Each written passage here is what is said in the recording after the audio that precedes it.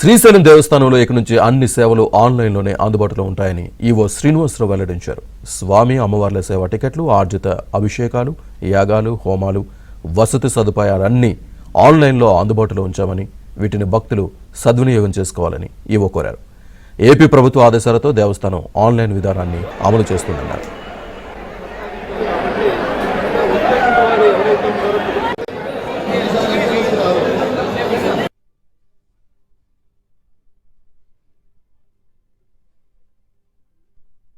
శ్రీశైల దేవస్థానానికి వచ్చేటువంటి భక్తుల సౌకర్యార్థం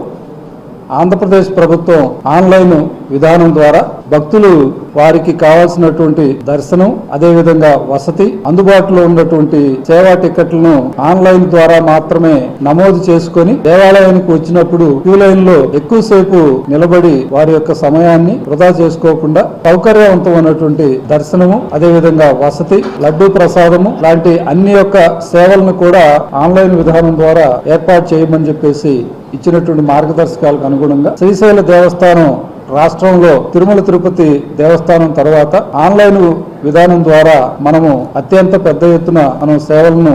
భక్తులకు అందుబాటులో ఉంచడం